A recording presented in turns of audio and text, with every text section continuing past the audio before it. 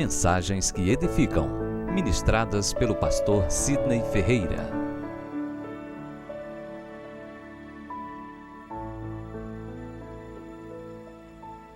Estão convidados a abrirem a Bíblia em Provérbios, capítulo 18, versículo 21. Provérbios 18, versículo 21. Nós estamos agora no culto da palavra durante o mês de janeiro. Os professores da Escola Bíblica Dominical precisaram de um recesso, tendo em vista que a maioria das crianças estão viajando, juntamente com seus pais. As aulas retornam agora segunda-feira. E eu creio que já início de fevereiro vai voltar às atividades normais. Todavia, aqui estamos no culto da palavra e eu convido os irmãos a viajarmos. Vamos viajar aí, viu? Aperta os cintos, a viagem. No meio das escrituras nós vamos recorrer vários versículos em busca de sabedoria.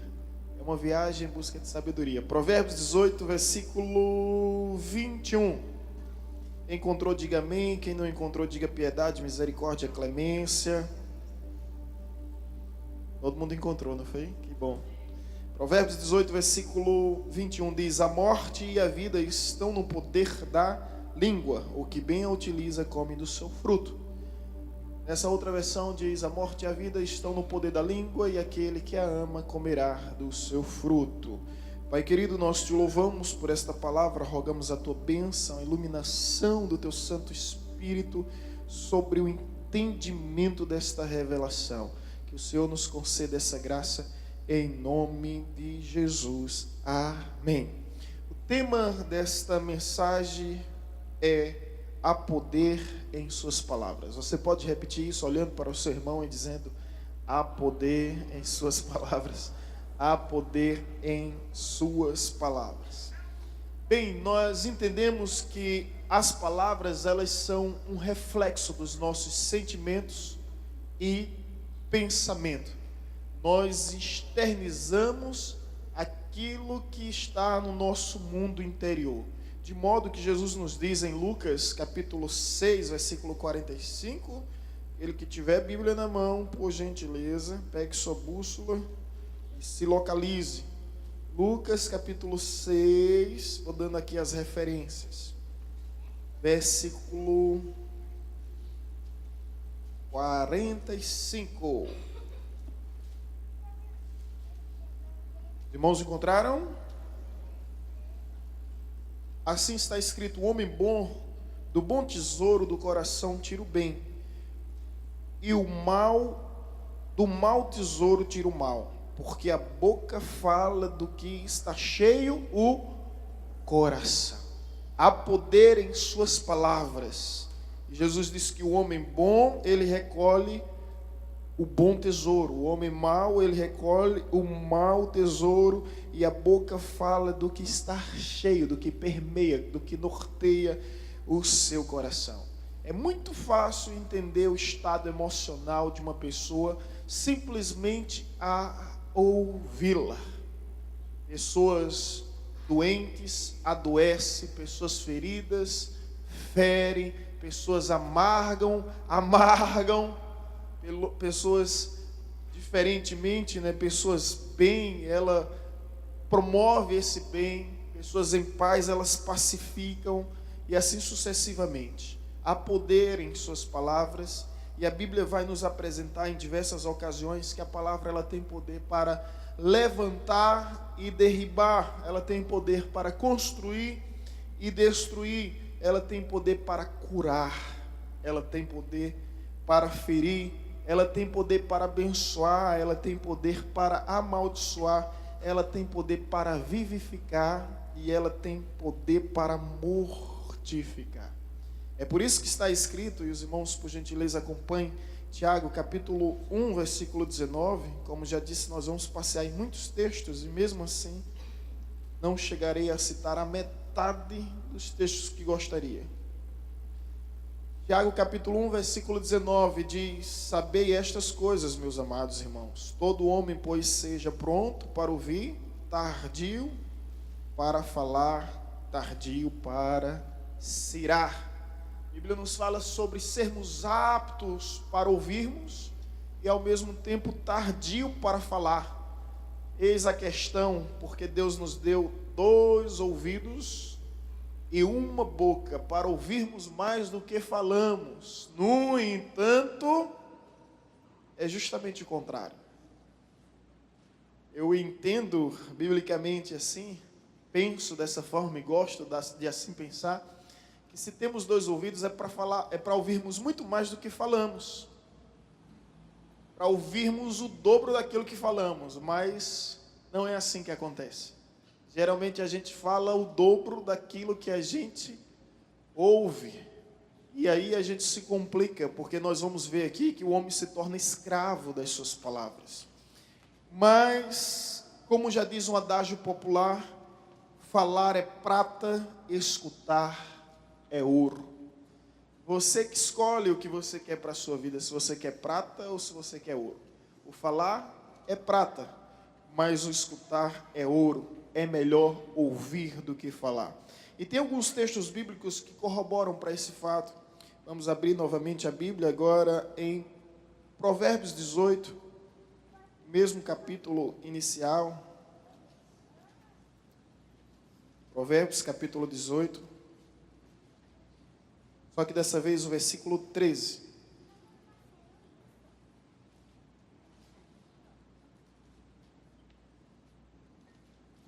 Vai falar sobre a importância de ouvir em detrimento de simplesmente falar e nunca ouvir. Provérbios 18, versículo 13. Veja bem o que diz. Responder antes de ouvir é estultícia e vergonha.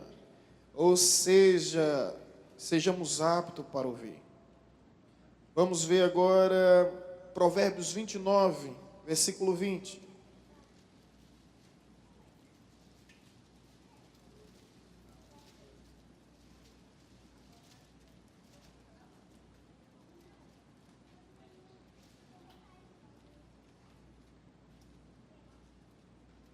Provérbios 29, versículo 20. Olha só.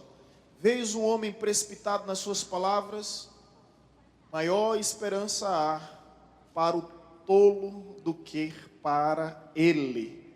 Então, irmãos, a partir de agora comece a policiar as suas palavras.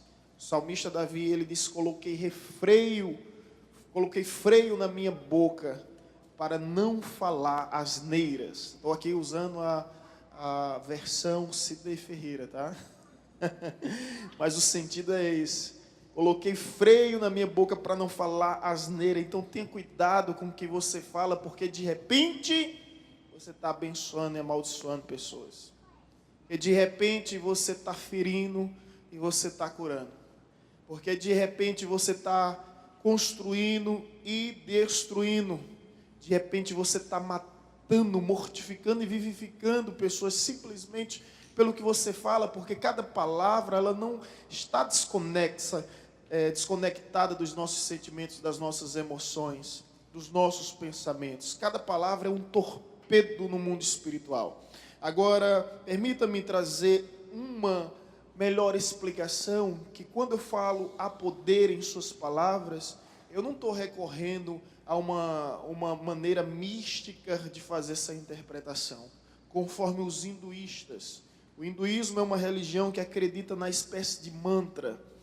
E a mantra é por meio das repetições, você vai alcançar determinada dádiva, seja em canções, ou seja somente mesmo em pronunciar as palavras. É uma espécie de mantra, você repetir, repetir, repetir. O próprio Jesus disse que não devemos usar palavras repetitivas, porque elas são vãs, elas são infrutíferas.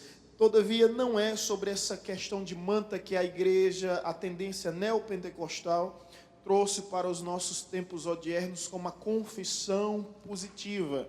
E o que é a confissão positiva? Ela se baseia no pensamento positivo.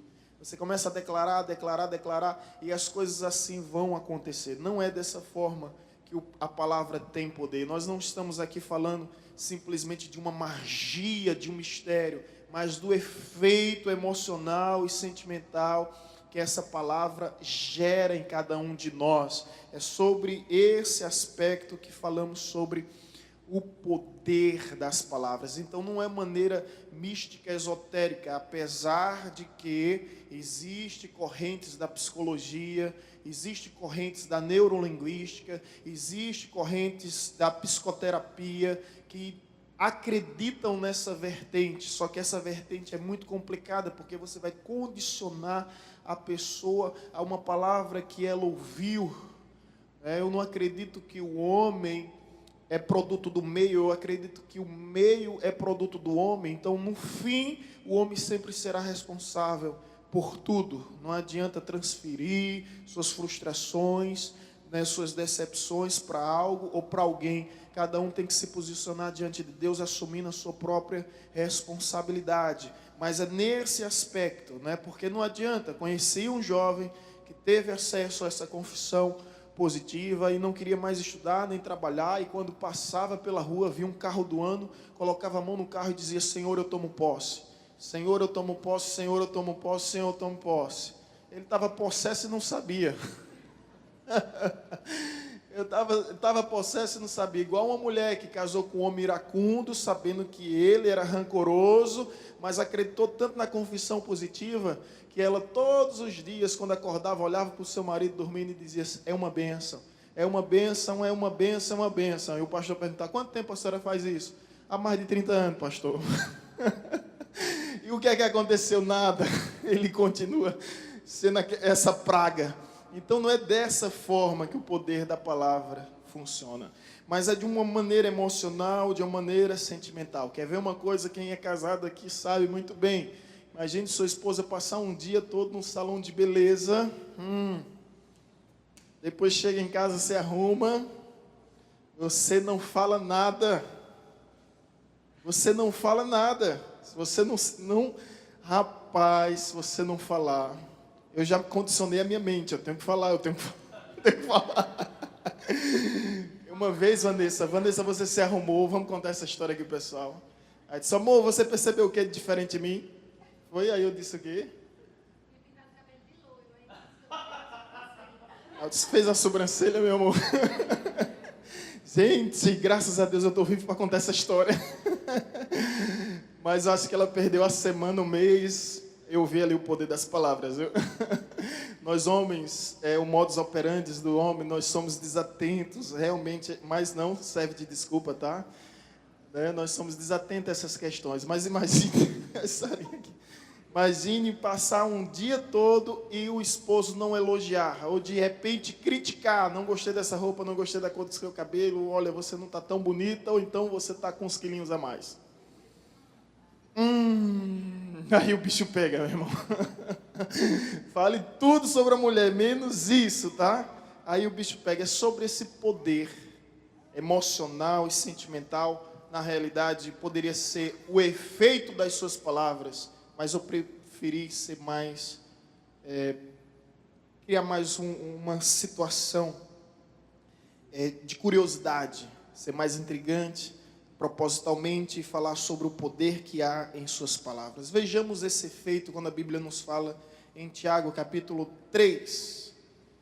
Tiago, capítulo 3.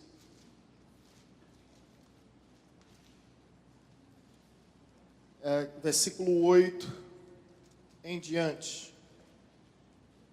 Vamos lá para o pastor Tiago, capítulo 3. Versículo 8 em diante diz o seguinte: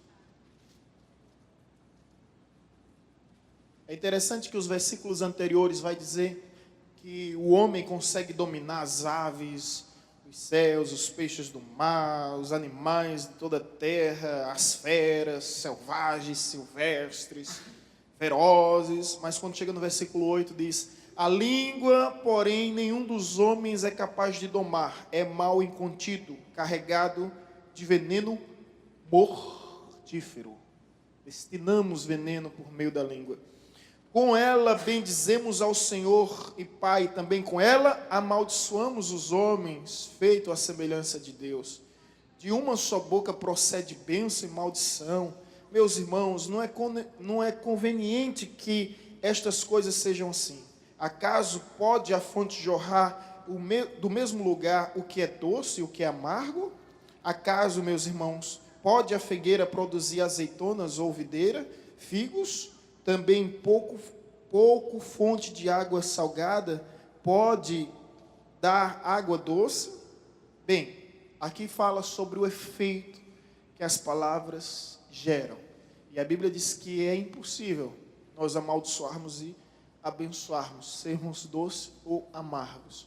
Ou é ou não é. Por isso tenha cuidado, sempre ao falar, porque suas palavras têm poder. E aqui permita-me dizer, irmãos, são 12 anos de ministério, fora tantos outros anos servindo ao Senhor, tendo a oportunidade de exercer o ministério do aconselhamento.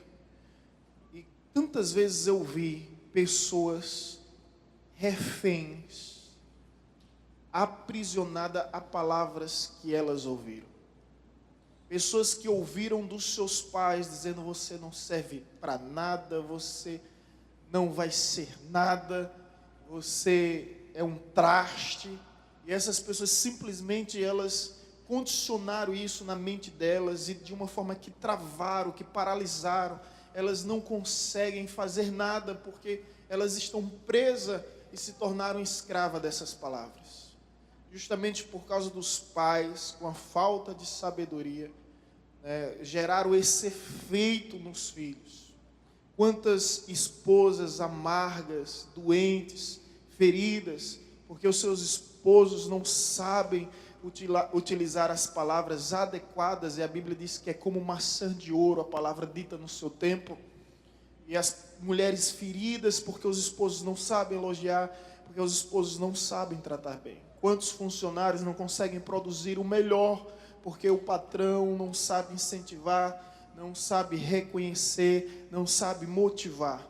Quantos de nós não acompanhamos ou até não tivemos essa experiência de lidar com pessoas escravizadas, se tornaram reféns de umas palavras ditas há tanto tempo e hoje não conseguem viver? Isso é sério, isso é preocupante. Nós devemos refletir um pouco sobre isso, principalmente sobre o que nós falamos, porque de alguma forma ou de alguma maneira vai surtir efeito na vida de outro.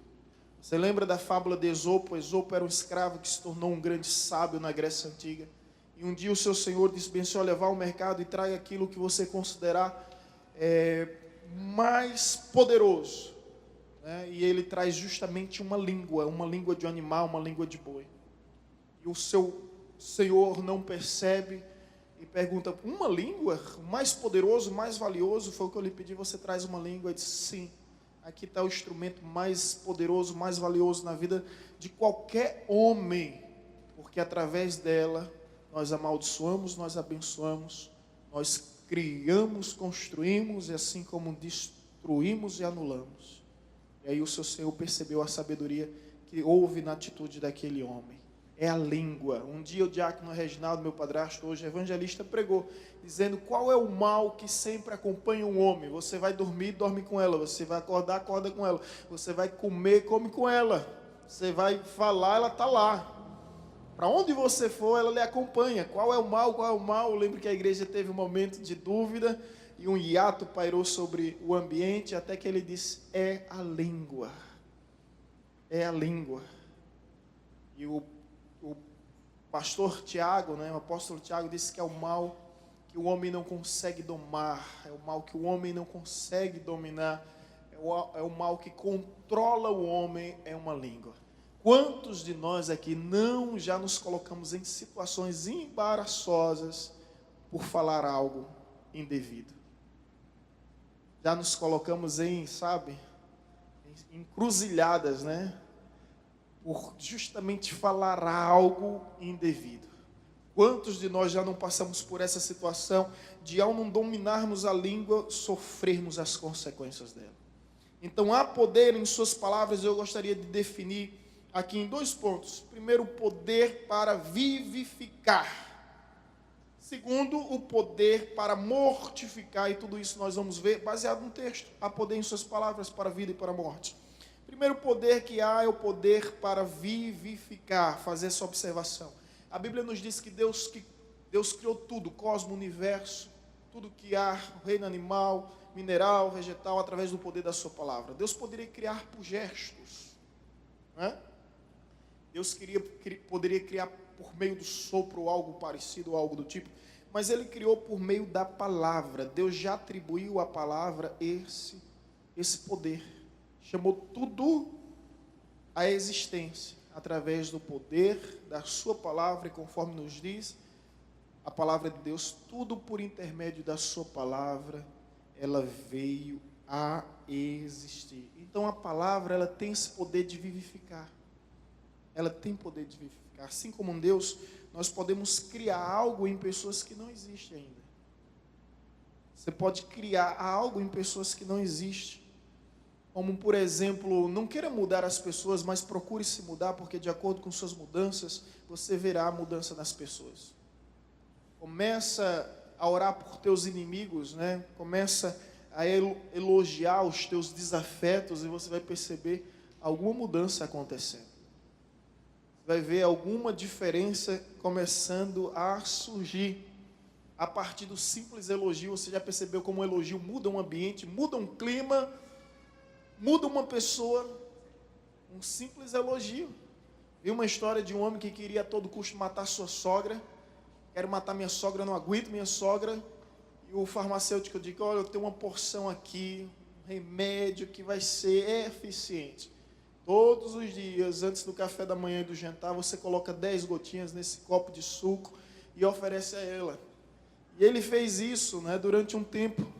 E todos os dias, né, ininterruptamente, ele estava lá. Até depois de algumas semanas ele se arrependeu, voltou para o farmacêutico: olha, eu não quero matar minha sogra, ela está tão boa, rapaz. Depois que eu comecei a dar esse remédio a ele, o efeito foi contrário, né? Ela está tão boa, ela mudou completamente, está agradável, está gentil. Aí disse: não se preocupe, farmacêutico, ela não vai morrer.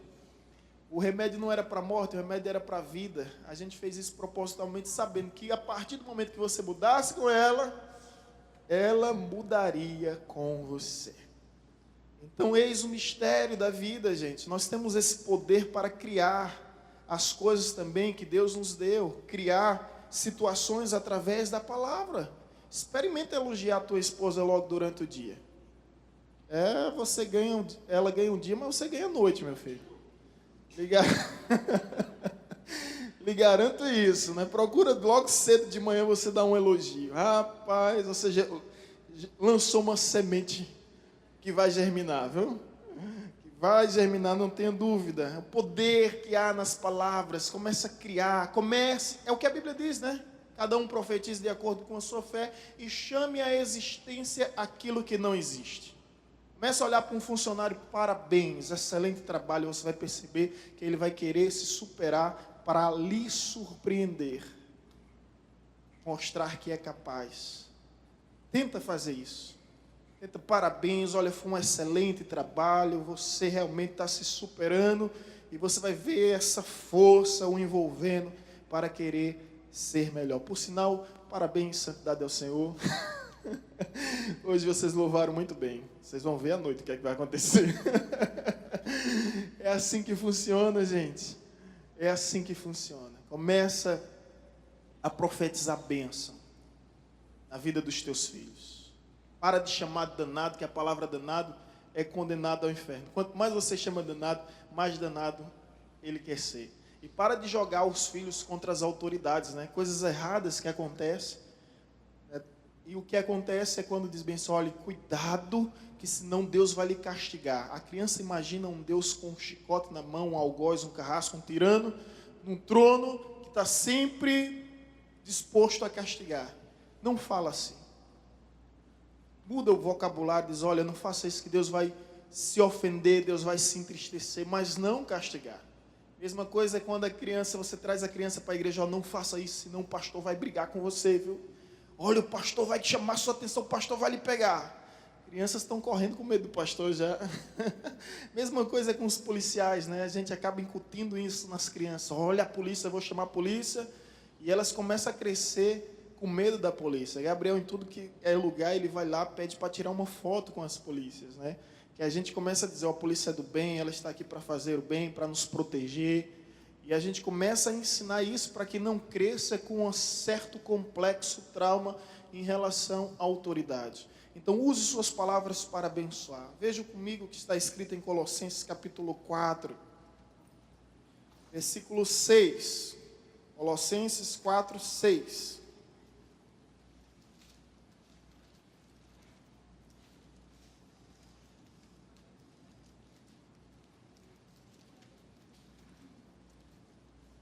Olha o que nos diz. A vossa palavra seja sempre com graça, temperada com sal, para saberdes como deveis responder a cada um. Que a sua palavra transmita graça. O que é graça, gente? Graça é vida. Que a sua palavra venha transmitir graça, que você pondere e reflita em tudo que você vai falar, que esse efeito também é o efeito bumerangue. Você lança sobre uma pessoa, mas, meu querido, volta sobre você. Não pense que você vai sair ileso, não. Você lança essa maldição sobre essa pessoa, mas acaba acontecendo um feitiço contra o feiticeiro. Então tenha cuidado com o mal que você deseja para o outro, porque esse mesmo mal você atrai para si. Quer ver um exemplo disso? É quando a Bíblia nos fala que os homens criaram, forjaram toda a situação para lançar Sadraque e Mesaque na fornalha, esquentaram 7 vezes mais, mas eles saem de lá e não havia nem odor de fumaça em suas vestes. Mas esses homens que provocaram essa situação, o rei ficou tão furioso e tão indignado que colocaram eles na fornalha e eles simplesmente foram fulminados. Cremação até das cinzas. Outro exemplo disso é quando o Amã, o Agadagita, ele cria uma situação para que Mordecai venha ser enforcado. Ele convence Assuero, mas Assuero, depois que descobre todo o trama, todo o enredo, ele simplesmente muda. Ele diz bem só, aquela forca que está preparada para matar, aquela forca que está preparada por Amã para matar Mordecai, servirá para a morte do próprio Amã, o Agadagita. Então ele preparou a forca para si mesmo, ele cavou a sua própria sepultura. Cuidado com o mal que você deseja para o outro, torno a repetir, porque você atrai para si. É por isso que Romanos 12, 21 nos diz, não te deixes vencer do mal, mas vence o mal com o bem. E nesse mesmo texto, nos versículos anteriores, vai dizer, não amaldiçoes, mas abençoe. E nós não devemos amaldiçoar ninguém, mas que nós devemos abençoar. Esse é o poder que vivifica. Quer ver um exemplo desse poder da palavra que vivifica? É Ezequiel. Ezequiel, Deus leva ele ao vale de ossos secos. Deus, eu gosto muito dessa passagem, a gente extrai muitas lições. Deus mostra a ele o problema. Imagine agora você diante de um vale de ossos secos, né? A situação terrível, horrenda, execrável, o odor que há, a situação deplorável. Deus disse, filho do homem, pode porventura esse exército reviver? Senhor, tu sabes. Senhor, tu sabes. Aí Deus traz a solução. Mas o que eu acho interessante aqui, antes de darmos continuidade a essa lição, é que eu costumo dizer na igreja, se Deus te apresentou um problema, Deus está te levantando para ser a solução dele. Não venha trazer problema para o seu pastor, porque para cada problema que você me apresentar, eu lhe apresento 10. Garanto. Pensa que eu sou cego? Não sou não, eu vejo, viu? Agora o problema é se multiplicar para resolver tudo isso, não tem como. E tem as minhas limitações, né? Por exemplo, se todo mundo ficar aqui rouco, eu não vou cantar. Se todos os levitas ficarem rouco aqui, não tiver condições de cantar, eu sei qual é o meu lugar, né? Conforme costumo dizer, Deus me deu o dom do canto e eu estou muito feliz. Quando o Ministério do Louvor está cantando, Deus disse, fica no canto, meu filho. Eu amém, Senhor. Na eternidade eu vou cantar e ninguém vai me impedir. Vou tirar todo o tempo perdido lá. Mas é conhecer o seu lugar, não dá para fazer tudo. A igreja é um corpo, cada membro tem a sua função. E eu tenho essa consciência muito bem elaborada sobre isso. Mas quando Deus te mostrar um problema, entenda, Deus está te levantando para ser solução. Você já percebeu isso? A quem Deus mostrou o vale de ossos secos? É Ezequiel. Quem Deus levantou para profetizar sobre o vale de ossos secos? Ezequiel, meu filho. Quem Deus mostrou as muralhas derribadas? Neemias. Quem Deus levantou para reconstruir essas muralhas? Neemias. Se Deus está te apresentando um problema que está lhe incomodando, então Deus está lhe levantando para ser a solução. Quantos podem dizer amém? Essa é a hora que você dá glória a Deus, irmão. Seja bênção em nome de Jesus. Mas Deus disse a Ezequiel, filho do homem, profetiza. Isso é tão forte, gente. Profetiza. Você está vendo a morte? Profetiza a vida. Você está vendo as trevas? Profetiza a luz. Você está vendo a maldição? Profetiza a bênção. Filho do homem, faz alguma coisa. Filho do homem, profetiza, abre a tua boca e profetiza. Deus poderia resolver aquela situação, mas Deus usa um instrumento humano. Deus sempre trabalha por parceria, por isso que nós somos chamados cooperadores de Deus. Deus conta com você. Ele não precisa de você, mas Ele conta com você. Amém? Ele conta com você. Deus tem poder para realizar tudo quanto deseja, mas não tem desejo para realizar tudo quanto pode. Se há algo que Ele pode fazer tudo sozinho, mas Ele não deseja. É por isso que Ele conta com você. E a Bíblia nos diz, porque de Deus somos cooperadores. Paulo plantou, Apolo regou, Deus deu crescimento. Se fizermos a nossa parte, Deus fará a sua. Uma coisa que serve de consolo para mim e para você, Deus não falha em fazer a sua parte. Você já percebeu que por trás de cada promessa há um princípio? O nosso problema é que a gente só se atenta à promessa e esquece do princípio. Para cada promessa que Deus nos faz, existe um princípio a viver, um princípio a cumprir. E quando esse princípio é obedecido, as promessas se cumprem, as promessas se concretizam. O grande problema é que a gente não quer ver o princípio, a gente ignora o princípio, a gente se atém somente às promessas e acaba não vivendo as promessas. Esteja atento a isso, sempre há um princípio. E o princípio para o milagre, o princípio para a transformação é justamente a palavra. É a sua palavra em relação a isso. Eu não estou falando como mantra, como confissão positiva. Estou falando, você dizer, eu vou passar no vestibular, eu vou passar no vestibular, eu vou passar no vestibular, eu vou passar no vestibular.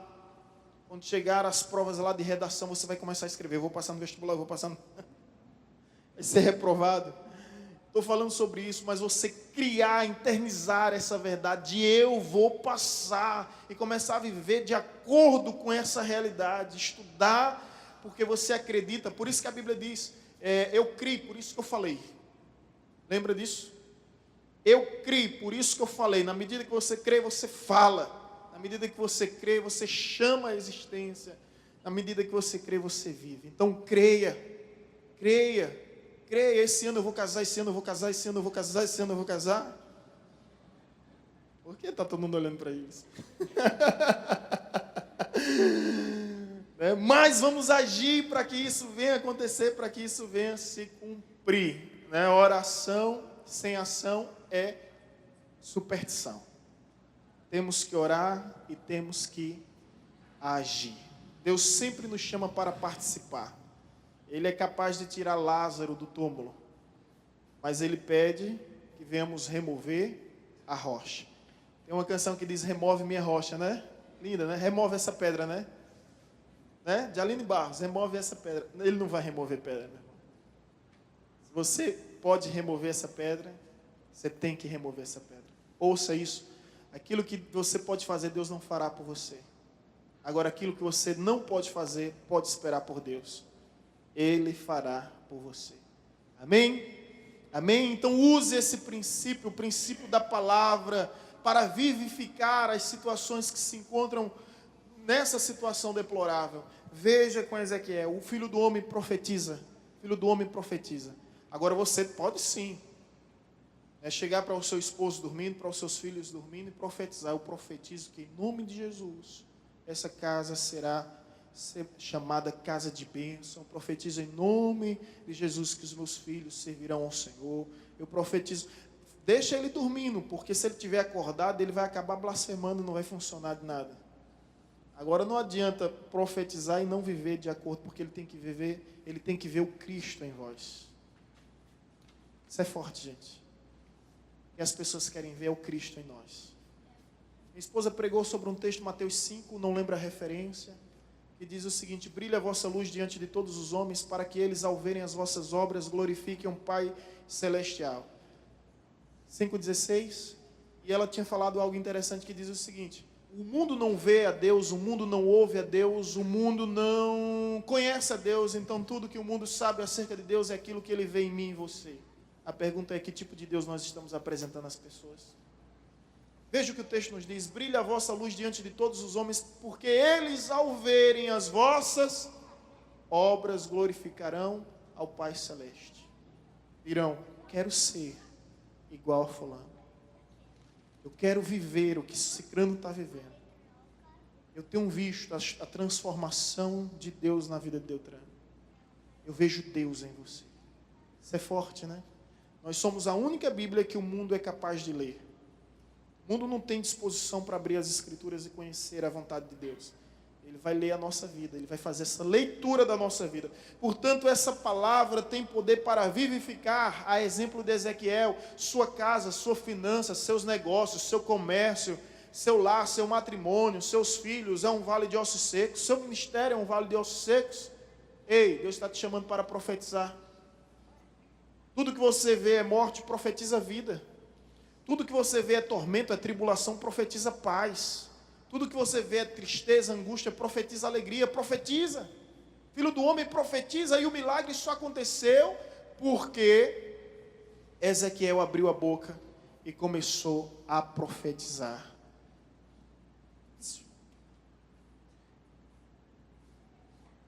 Gabriel.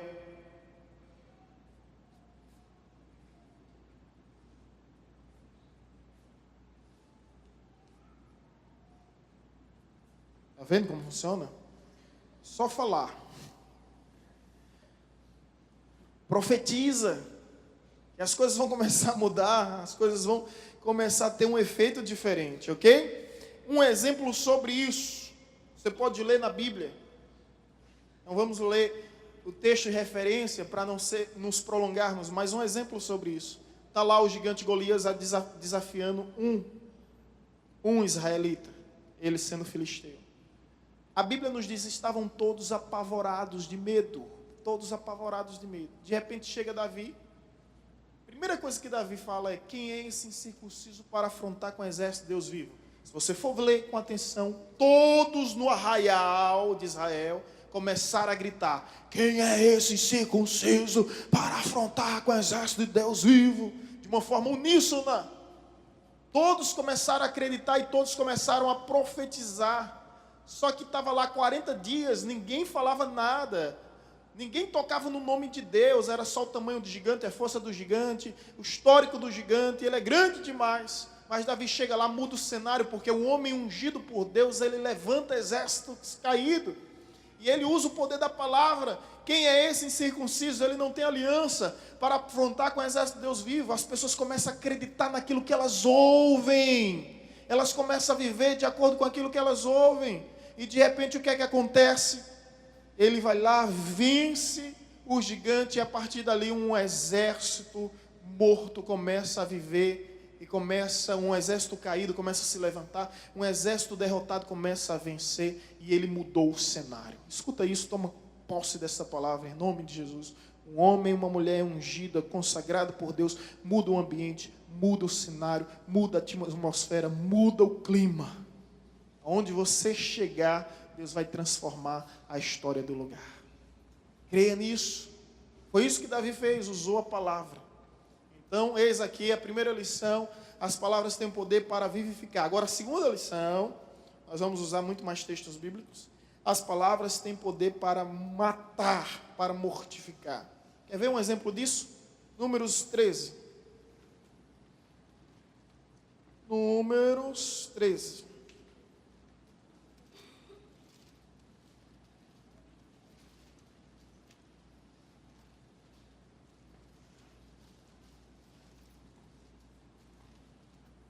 Números capítulo 13, versículo 25 e 28. Olha só, gente. Começa a ler, número 13, 25, 28. Os irmãos encontraram? Ao fim de 40 dias voltaram de espiar a terra. E chegando apresentaram-se a Moisés e Arão e a toda a congregação dos filhos de Israel no deserto de Parã, em Cádiz. e deram-lhes notícia a ele e toda a congregação, e mostraram-lhes o fruto da terra. O fruto da terra era um cacho de uva que necessitou 2 homens para carregar. Olha como era pesado. E dando conta a Moisés, disseram: fomos à terra a que enviaste, ela em verdade mana leite e mana mel, e este é o seu fruto. Agora lê comigo o versículo Números 14, 11.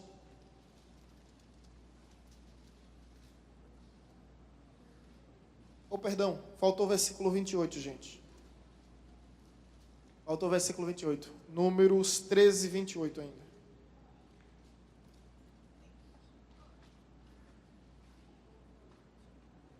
Mostrou o fruto, mostrou tudo, né? Contudo, o povo que habita nessa terra é poderoso, e as cidades são fortificadas e muito grandes.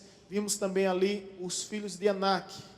E começa a dizer: nós somos pequenos, nós somos como gafanhoto perante esses homens. Aí você vê agora o Números 14, 11.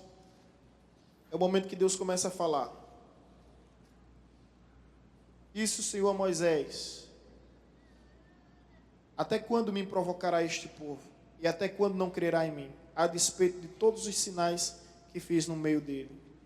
Com pestilência o ferirei e o deserdarei, e farei de ti povo maior e mais forte do que este. Ok, preste atenção aqui. Deus escolheu 12 homens, cada um representando as 12 tribos, e disse: vão espiar terras. Passe 40 dias espiando a terra. Eles começam a espiar a terra, viu que a terra mana leite, mana mel, uma terra boa, frutífera, uma terra fértil. Trouxeram 2 desses homens, um cacho de uva carregando, né? E trouxeram os frutos dessa terra. Todos ficaram impressionados, porém eles disseram: a terra tem gigantes, são os anaquins, são fortes, nós somos pequenos. Eles esqueceram que Deus venceu o império mais poderoso da época, usando mosca, usando piolho, usando rã, de uma forma irônica. Deus fez com que os escravos vencessem a maior batalha entre a potência mundial, de uma forma tão inusitada. Eles esqueceram de tudo, só se atentaram para o problema, só se atentaram para o obstáculo, para o empecilho. Gente do céu, preste atenção. Deus ficou tão enfurecido, tão estarrecido, tão consternado, tão furioso, que Deus disse: para cada dia que vocês passaram espiando a terra, servirá como um ano. Vocês passaram 40 dias, vocês agora vão passar 40 anos sem pisar nessa terra. E como esses 10, dos 12 vieram 10 totalmente desanimados, só Caleb e Moisés, não, só Caleb e Josué, não, a terra é boa, tem adversários, mas Deus é conosco, Deus prometeu. Deus prometeu. Sabe o que foi que Deus disse? Só Caleb e Josué vai entrar na terra. Nenhum desses. Agora você sabe quantas pessoas saíram do Egito? São milhões e milhões de pessoas que atravessaram o Mar Vermelho. Nenhum deles entraram. Todos eles morreram no deserto. Por causa de quê? Por causa da palavra de 10 homens.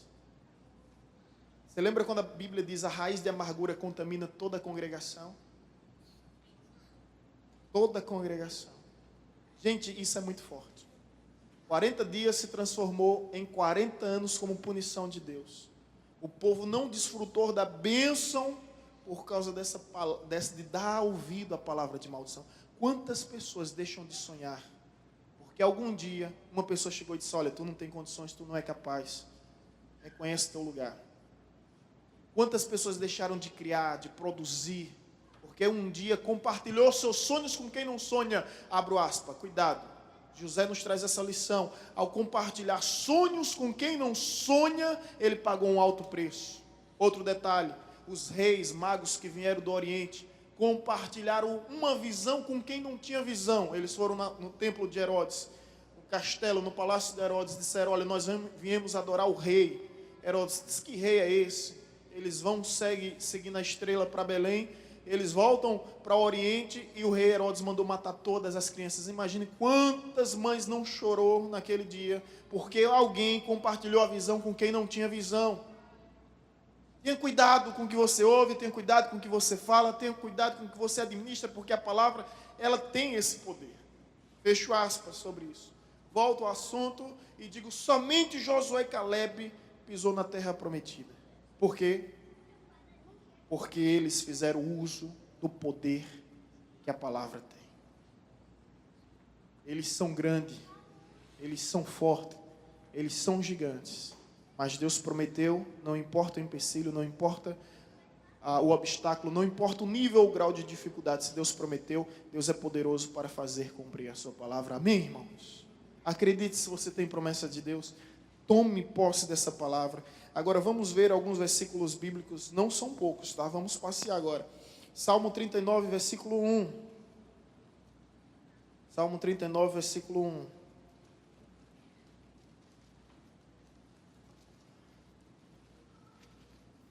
Encontrei o texto que eu citei sobre Davi na versão Sidney Ferreira. Ó. Era esse aqui. Salmo 39, versículo 1. Olha o que diz. Disse eu, guardarei os meus caminhos para não pecar com a minha língua. Guardarei a minha boca como uma mordaça, enquanto o ímpio estiver diante de mim. Olha que coisa forte. Vai colocar uma mordaça. Não tem... Mordaça, usa um esparadrapo, irmão. Funciona. Bota assim, morda a língua. Mas não fala. Guardarei a minha boca com uma mordaça, enquanto o ímpio estiver diante de mim. Colocar freios na boca. Olha o que a Bíblia vai nos dizer também em Provérbios 13, 3. Provérbios, capítulo 13.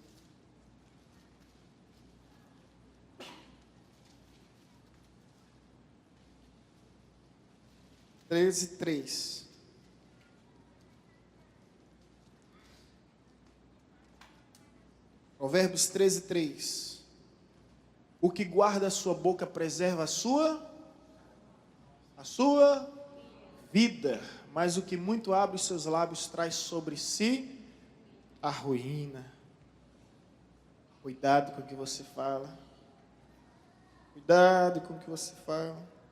Provérbios 18, 7.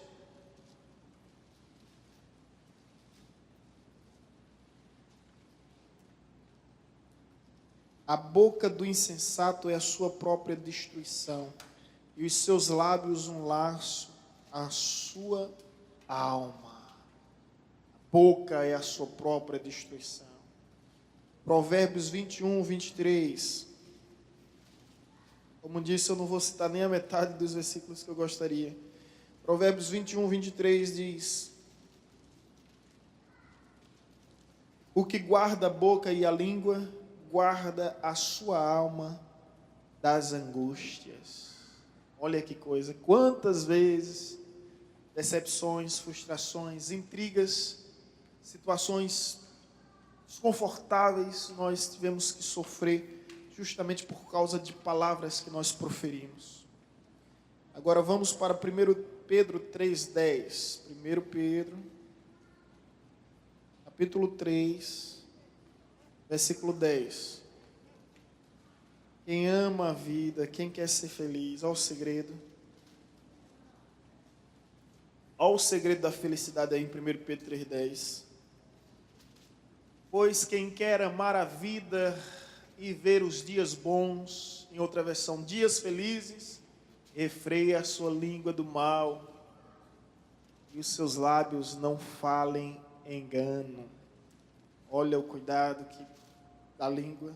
Então você percebe que a língua mata.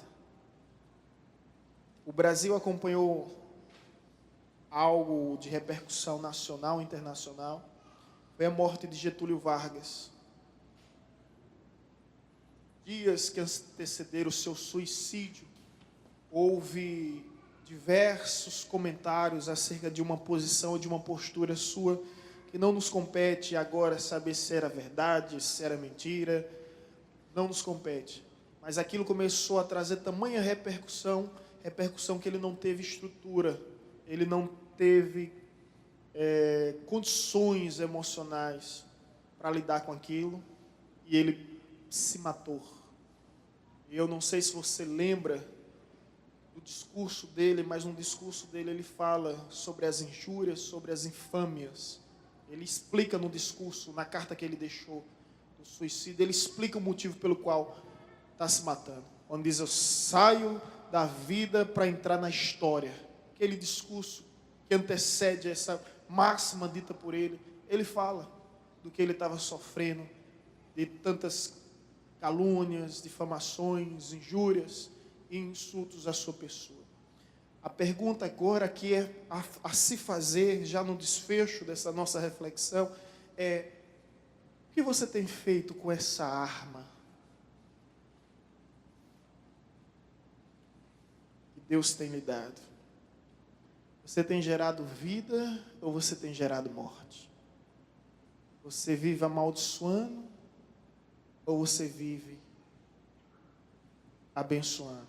Amaldiçoando ou abençoando? O que você tem feito com essa arma? Você está construindo ou você está destruindo? Se você não sabia, eu vou te dizer, essa é a arma mais poderosa que existe. É a sua língua. É a sua língua. Não sou esotérico para dizer que os céus conspiram a favor das nossas palavras, mas existe um efeito espiritual através das nossas palavras. Não acredita nisso? Recorra ao que está escrito em Mateus 16, quando Jesus olha para os seus apóstolos e diz: e tudo que ligardes na terra será ligado nos céus. Tudo que desligardes nessa terra será desligado nos céus. Às vezes eu fico imaginando que os céus, os anjos dos céus estão simplesmente aguardando a ordem da igreja. Não que eles estão à nossa mercê, não que eles sejam nossos subalternos, mas a palavra nos diz que eles são conservos daqueles que vão herdar a vida eterna.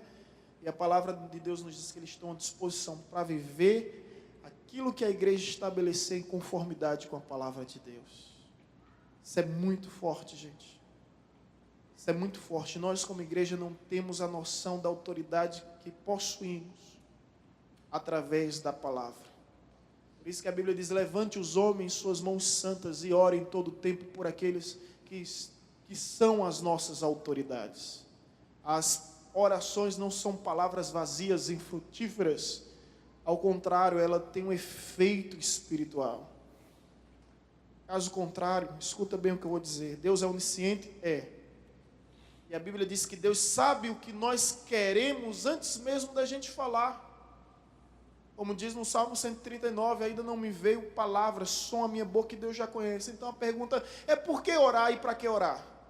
Primeiro motivo, para que você reconheça que o que você tem é resposta de oração e não pode atribuir ao acaso, à sorte ou destino, mas Deus, os desígnios divinos em sua vida. E segundo lugar, para que você venha entender o poder da palavra, o poder que há na palavra. Então Deus quer que você verbalize. Lembra quando Adão pecou e se escondeu? Lá vem Deus, onisciente e onipresente. Adão, onde está? Adão, onde está? Será que Deus não sabia o que ele tinha feito? Será que Deus não sabia aonde ele se encontrava? Não. O que é que Deus quer? Deus quer que ele fale. Fale. Porque na medida que você fala, você simplesmente coloca para fora tudo aquilo que lhe oprime, tudo aquilo que lhe aprisiona. Os psicólogos estão ganhando fortuna. E o que é que eles fazem? Ouvem. Eles não falam nada. Eu tenho uma concunhada que é psicóloga, cunhada da minha esposa. Ela passa o tempo lá no seu consultório ouvindo. Eles não falam 10% do que eles ouvem. Quando dá o horário, gente, olha, deu o horário, né, a sessão, a terapia, acabou. Conhecemos uma pessoa que não vive sem terapia, né, Vanessa? Uma amiga nossa em Recife, toda semana está com terapia, com análise. Mas tudo que ela quer é alguém que ouça. Não tem marido, não tem pai, não tem filho, não tem amigos. Tudo que ela quer é alguém que ouça, porque na medida que você começa a falar, começa a existir um efeito terapêutico. Um milagre começa a acontecer. Então, gente, fala para externizar suas tensões, porque, caso contrário, você vai implodir por dentro. E aí vem doenças psicossomáticas, doenças de origem emocionais, tudo isso porque, lembra o que Davi disse? Quando eu me calei, meus ossos se secaram. Davi diz isso. Quando eu me calei, meus ossos se secaram. Olha a agonia por dentro. Até o dia que ele abre o coração, que ele derrama a sua alma. O problema não é falar, o problema é com quem você fala. Esteja atento com quem você fala. Esse é o problema. Mas se você tiver alguém de confiança, abra o seu coração. Porque até essa questão do poder, sabe, libertador que há na palavra, essa é, irmãos, uma grande verdade. Abra seu coração. Por fim, quero dizer aqui que todos nós somos escravos do que falamos. Veja Provérbios 6:2.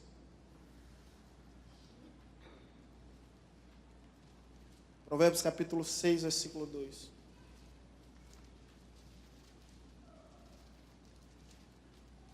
Ah, Jesus.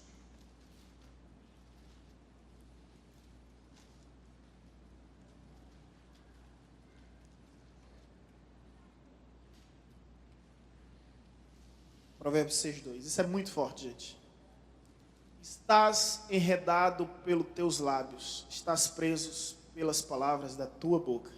Cuidado com o que você fala, porque você vai ser escravo da sua palavra.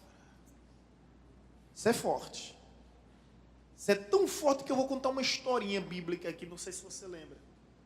Quando um povo, me desculpa não dar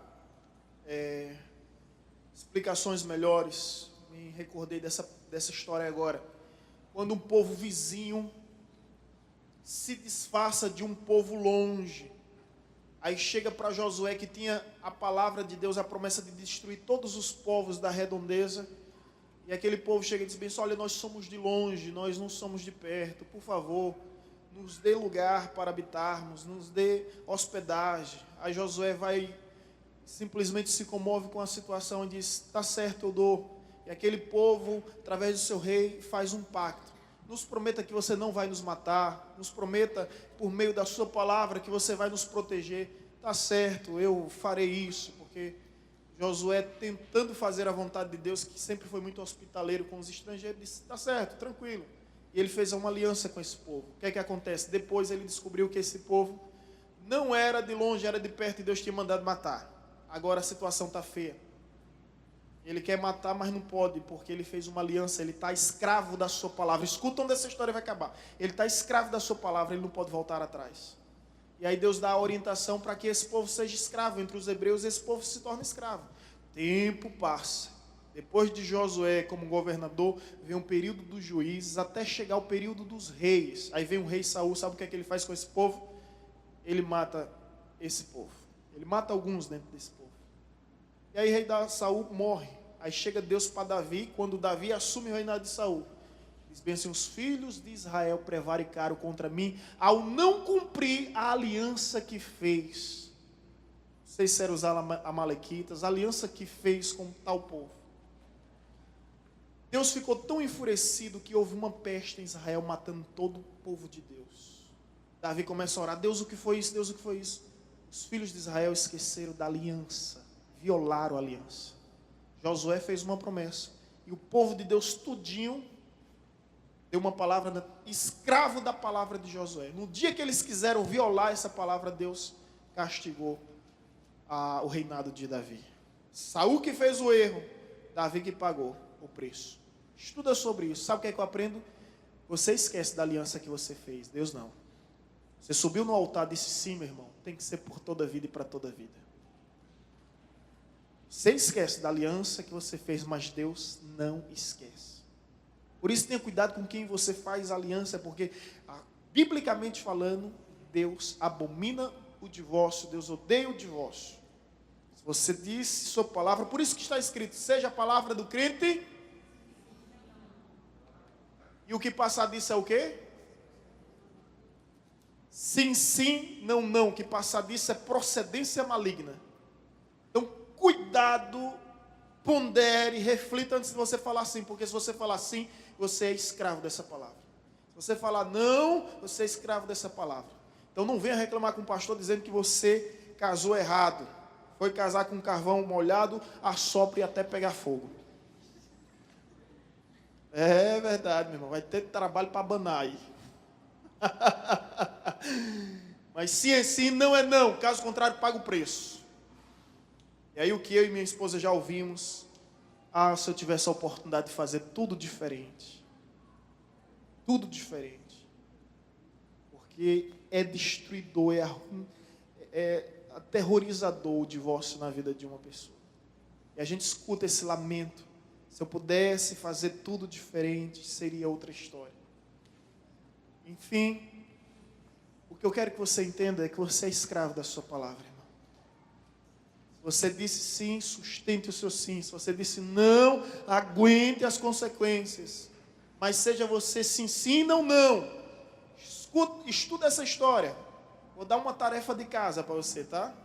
Chega na Bíblia e procura sobre essa aliança que Deus fez. Ou melhor, que Josué fez. E o quanto o povo de Deus ficou escravo por causa dessa aliança. Josué 9, 1 a 27. Quem era o povo? Os gibeonitas. Pronto, muito obrigado. Quem foi que mais falou aí? Muito obrigado, Yolanda. E a pastora Vanessa me ajudaram aqui. Os gibeonitas ficaram escravos dos gibeonitas. Tudo porque um dia disseram, Josué 9, a lição de casa é Josué 9, 1 a 27. Você vai ver a aliança. Depois você lê um pouco, você vai ver o rei Saul matando alguns gibeonitas. Aí você vai ver a praga vindo sobre Davi. Davi diz, Deus, o que foi que eu fiz? Eu não fiz nada.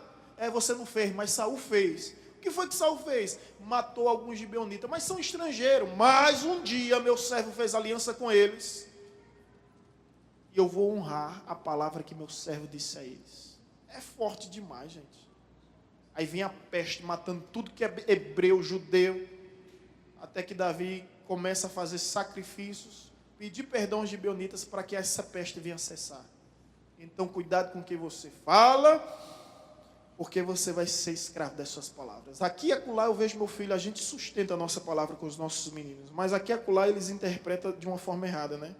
Pai, o Senhor prometeu que ia me levar para tal lugar. Já era, meu amigo. Assim também, duas criaturas espertas, já sabe o poder que os pais, o poder das palavras, já sabe o apreço que os pais têm com as palavras. Então quando eles querem alguma coisa, eles, pai, o Senhor prometeu que ia me levar. Aí não tem como, meu amigo. Aí prometeu, já era, tenho que dar meu jeito. Eu tenho que dar meu jeito. Deixa eu te contar algo aqui, aconteceu essa semana comigo. Nós estávamos viajando, eu e Vanessa. Eu estou contando isso para mostrar o poder que as palavras têm, que às vezes a gente não precisa nem recorrer à força. As palavras, elas dão esse jeito. Eu tive o meu primeiro conflito com meu filho. Gabriel de 5 anos, eu tive o primeiro conflito. Não foi fácil, gente. Mas é um conflito mesmo, de verdade. Nós estávamos fazendo mestrado nos Estados Unidos, passamos 15 dias fora, eu e minha esposa. Alguém perguntou para Gabriel, está com saudade dos seus pais? Aí ele disse, eu estou com saudade da minha mãe. Aí ele disse, você não está com saudade do seu pai? Não, porque meu pai me bate. Aí Vanessa soube disso, ficou triste. Aí Vanessa me contou isso agora nessa viagem, a gente vindo de Recife na quinta-feira. Fiquei muito triste. Chegamos em Paulo Afonso, eles vinham no carro dos avós, né, ele e Sara. Quando chegamos em Paulo Afonso, eu peguei ele na casa dos avós, os 2 carros vinham junto, trouxe ele. Deus me dá graça e sabedoria por ter meu primeiro DR aqui, com o meu filho. E aí eu disse, vem cá, filho, ajuda papai a tirar as coisas da mala do carro. Eu disse, filho, tu sabia que o meu pai nunca me bateu? Aí ele olhou para mim, papai? Ele nunca lhe bateu. Eu disse, nunca, filho. Ele nunca me bateu. Agora deixa eu te dizer uma coisa. Ele nunca me beijou. Ele nunca me abraçou. Ele nunca disse que me amava. Ele nunca me levou na escola. Ele nunca me levou no futebol. Ele nunca me deu banho. Ele nunca me botou para dormir. Nunca trocou as minhas fraldas. Nunca esteve presente no meu aniversário para acender a vela e para apagar a vela do bolinho. Aí eu percebi que eu já estava exagerando, porque a reação dele foi cheia de lágrimas. Eu parei por ali. Aí eu fui levar as malas, ele correu para a mãe, abraçou a mãe, chorando copiosamente. Disse, meu pai disse que o pai dele nunca abraçou ele, nunca disse que me amava. Aí Vanessa veio, como mulher sabe que edifica casa, jogando água nesse incêndio. Aí eu disse, filho, senta aí. Quando papai te bate, é pro teu bem, não é pro teu mal. Talvez você não entenda isso, mas um dia você vai crescer, vai agradecer. E aquilo que eu faço por você, você vai querer fazer nos seus filhos. Tenha certeza disso. Aí nos abraçamos, nos beijamos e resolvemos o primeiro conflito. Por que eu estou contando isso? Por causa do poder da palavra. Deus nos deu essa graça, ainda bem que está entrando agora. Deus nos deu essa graça por meio da palavra convencer sem recorrer à força, porque força nenhuma ia resolver ali. Mas a palavra, apenas a palavra. Gente, eu quero concluir agora de fato e definitivamente citando somente mais um versículo que se encontra em Mateus 12, 36 e 37. Mateus capítulo 12. Se você não tem esse versículo marcado, gente, marca aí, por gentileza. Glória a Deus. Mateus capítulo 12, versículo 36 e 37. Aqui é a conclusão, viu? Esse versículo nós concluímos todos. 12, versículo 36 e 37. Olha o que está escrito. Digo-vos que de toda palavra frívola que proferirem os homens dela darão conta no dia do juízo. Porque pelas tuas palavras será justificado e pelas tuas palavras será... Tem texto que é forte, né, gente? Pelas tuas palavras será justificado, pelas tuas palavras será condenado. Olha só, estive na Coreia ano passado, mês de novembro. Pegamos lá a sensação térmica 5 abaixo de zero, 6 abaixo de zero. Foi um horror para quem é do sertão, né? Para quem é do nordeste do sertão. Minha garganta travou. Eu não conseguia falar nada. Me levaram, a esposa do pastor, muito gentil, solista, prestativa, me levou ao médico e estava eu e mais 2 colegas que tiveram um problema sério. E ela, ao me levar ao médico, é incrível a tecnologia lá, que a gente sentou numa cadeira, a cadeira já dizia tudo sobre a nossa vida, parecia uma cadeira mágica. Dizia o peso, já dizia uma série de fatores. E aí eu lembro quando o atendimento com o médico disse, a primeira coisa que ele disse, bota a língua do lado de fora. Lógico que eu não entendi nada, tinha um intérprete do meu lado. A única palavra que eu lembro é Kamehimida, que significa obrigado. Bota a língua do lado de fora. Aí quando a gente coloquei a língua do lado de fora, ele olhou e, ok, passou um medicamento, eu voltei para casa. Aí quando chegou, perguntou, e aí, como foi lá? Não, ele só pediu para botar a língua do lado de fora. Botei a língua do lado de fora, ele já analisou, já viu tudo, ele já viu a saúde oral, já deu uma inspeção na minha garganta, já viu como está a situação, passou o medicamento. Gente, um dia do medicamento, o tratamento era 7 dias, já estava voltando a falar normal. Foi assim, algo incrível. O medicamento é feito na hora, não existe pronto. A gente espera em torno de uns 10 e 15 minutos para que eles possam elaborar. Foi incrível essa experiência. Mas o que é que eu aprendo com isso? Que a língua, ela revela muito sobre a nossa saúde. Assim, quando a gente vai para o médico diz, coloca a língua do lado de fora. Eu pensei esses dias sobre isso. E um dia, eu e você vai estar diante do médico, que também é juiz. E lá no grande juízo final, grande julgamento, diante do grande trono branco, sabe o que é que Deus vai dizer? Bota a língua do lado de fora. Quantos estão entendendo aqui? Deus vai dizer o seguinte, olhar para você, bota a língua do lado de fora. E aí, vê o versículo anterior, mais uma vez. Digo-vos, pois de toda palavra fútil que os homens disseram, hão de dar conta no dia do juízo.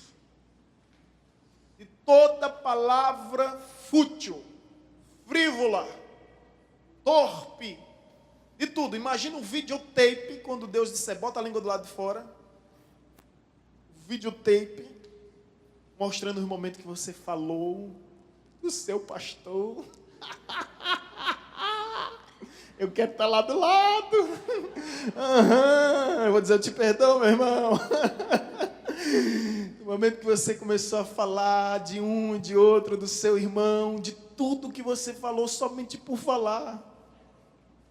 Tem pessoas que falam por falar, né? Tem pessoas que estão tão acostumadas a falar de algo que elas veem algo assim, uma coisa tão bonita, elas ainda têm coragem de falar, não é? Como eu fui para um casamento, celebramos um casamento que era tão impecável que eu disse, não, ninguém vai falar desse casamento, é impossível que a pessoa fale desse casamento. Após as pessoas estavam falando dos talheres do casamento. Do quê? Do garfo que estava torto, né? Estavam falando isso. Só que era uma decoração do próprio garfo. Aí o meu Deus, o casal, Vanessa, lembra, gastou mais de 100 mil reais no casamento. Mais de 100 mil reais no casamento. Trouxe sushi man de fora, de Aracaju, fez uma culinária japonesa, entre tantas outras coisas. Trouxe Supewara para tocar, um casal não cristão. Foi espetacular o casal. Depois estava lá o pessoal falando de talheres. Eu disse, meu Deus do céu. O casamento dos meus filhos vai ser um bolo e pronto. Acabou. Ser um bolo e pronto, e todo mundo feliz e todo mundo alegre. Gente, cuidado com o que você fala. É Deus quem disse isso. Digo-vos, pois, de toda palavra fútil que os homens disseram, hão de dar conta no juízo final. Próximo versículo. Porque pelas tuas palavras serás justificado e pelas tuas palavras será condenado. Isso é muito forte, gente. Você sabe que no céu tem degrau, né? Tem galardão. Nós teremos uma coroa que essa coroa seguirá de pedras preciosas. Hoje, de vez em quando, eu me pego orando, Deus, quando alguém me faz o bem, né, eu oro assim, Deus me dá, coloca pedras preciosas na coroa dessa pessoa, eu não tenho como recompensar, ao Senhor aumente o galardão nela. Quando a pessoa me faz muito mal, mas muito mal mesmo, eu disse, Deus, ao invés de colocar uma pedra na coroa, dá uma pedrada na cabeça dessa pessoa. E são galardões, os galardões vão determinar os níveis de degraus que nós teremos no céu. Ou você pensa que no céu não tem hierarquização? Tem. Tem sim, tem níveis. Lógico que o fato de você estar no céu já é suficientemente para você viver feliz. Mas que haverá galardões nos céus. E todos esses galardões, ao que está escrito, tua palavra vai te condenar, tua palavra vai te justificar. Para cada vez que você amaldiçoar alguém, olha para mim e imagina você descendo um degrau. Com a maledicência. Maledicência é falar mal das pessoas. Cada vez que você falar, imagina você descendo um degrau. Cada vez que você abençoar, falando bem de alguém, você está subindo os degraus. A pergunta a se fazer agora é, você quer descer ou você quer subir? Você escolhe, meu irmão. No fim de tudo, você há de prestar conta por cada palavra que você disse. É pesado, né, irmãos? Por isso que a Bíblia diz, não saia da vossa boca nenhuma palavra torpe, mas aquela que é boa e necessária para edificação, que cause graça na vida daqueles que a ouvem. É o que está escrito. É vossa, isso está escrito em Efésios 4, 29. Que cause graça na vida daqueles que a ouvem. Então pensa, depois fala. Porque há poder nas palavras.